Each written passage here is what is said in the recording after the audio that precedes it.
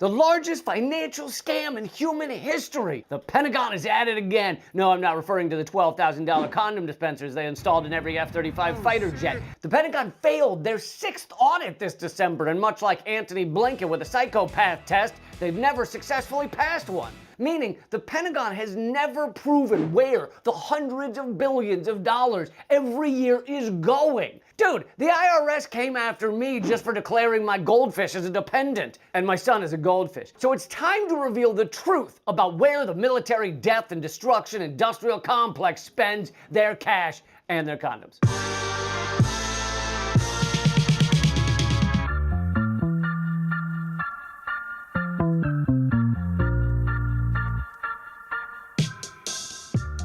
The largest military in the world has never been successfully audited or held accountable, like the writers of the Catwoman movie or the Cats movie. Were they cats? Were the writers cats?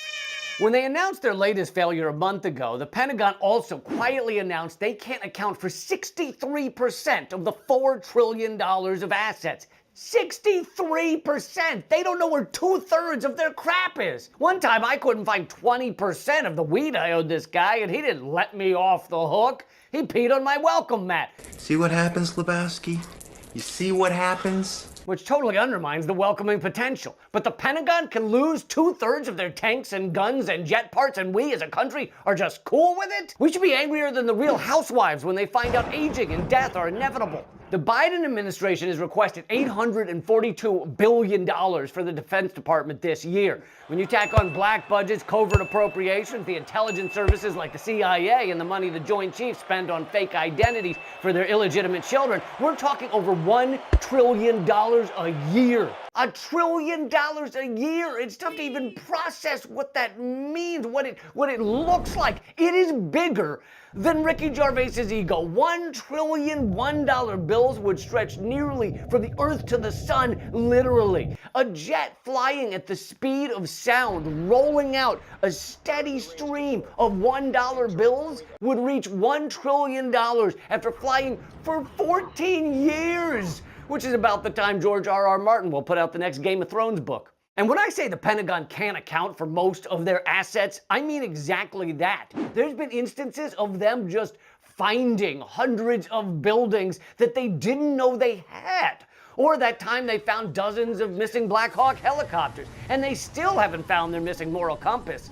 But they're pretty sure they left it in a cup holder at a peep show off Highway 80 in Elkhorn City, Kentucky. So if you see it, send it back. Sometimes the Pentagon knows they have stuff, but they just don't need it, like the nearly 1,000 Abrams tanks that are just sitting deserted in the California desert. So now I heard the DoD is considering dropping Abrams tanks on Russian forces in Ukraine to save money on bombs. Call it recycling. Here's another part of the issue. The Pentagon doesn't know what or how much government property contractors have because it doesn't have access to contractor records. Lockheed Martin won't tell them what they own. Man, if I bought a car from a guy and he said, I still have a lot of the parts you need for the car, but I'm not going to tell you which ones or where they are, I would totally stop buying cars from that guy. But not the Pentagon. They have the blood-soaked execs at Lockheed Martin on speed dial. Is speed dial still a thing? Is dialing still a thing? I have a rotary cell phone that I got at 7-Eleven. Is that not top of the line?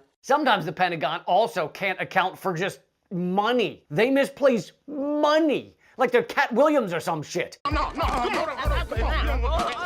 For example, that time they made $21 trillion of unaccountable financial adjustments to their books. $21 trillion! And the corporate media just ignored it like it was systemic racism or something. But of course, that's just conceptual money. It's in our heads. It's not real, tangible money. I mean, all money's in our heads. It only has the power or meaning that we give it, which means humans are kind of killing ourselves and our planet with our imagination.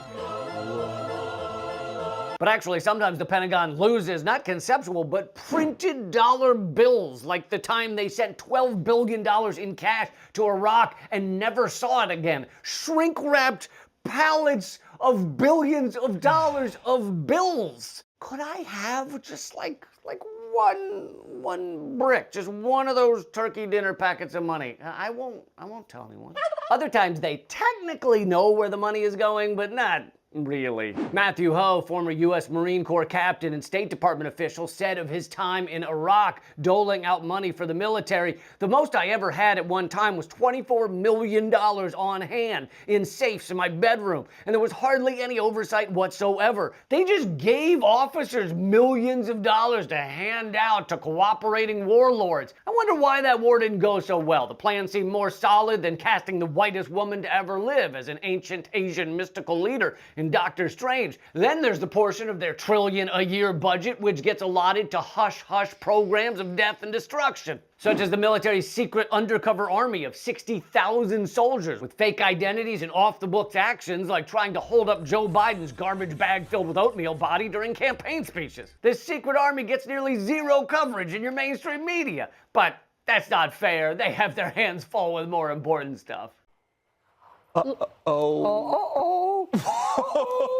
What is that? I mean, I do recognize. You know, Fox News won a Pulitzer for that. But as I mentioned, some of the Pentagon's waste is actually well documented. For example, the $52,000 trash cans they bought. And they bought 4 of them. Buy one $52,000 trash can, shame on trash can. Buy 4 $52,000 trash cans, what the f***?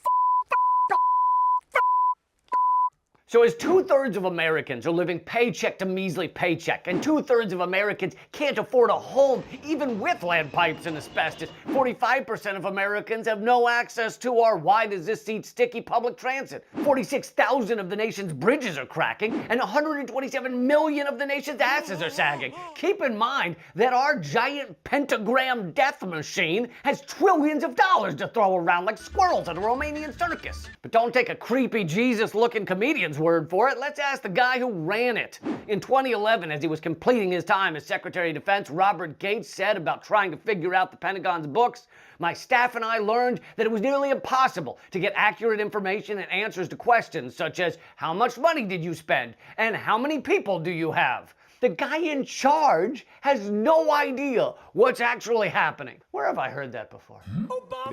The truth is, the Pentagon is not just the largest slaughtering machine in the world, it's also the largest money laundering scheme in human history, bigger than Theranos or Ja Rule. Trillions of taxpayer dollars are taken, rinsed clean, stamped to national security with a smiley emoji, and then handed back to weapons contractors, lobbyists, and the richest people in the world.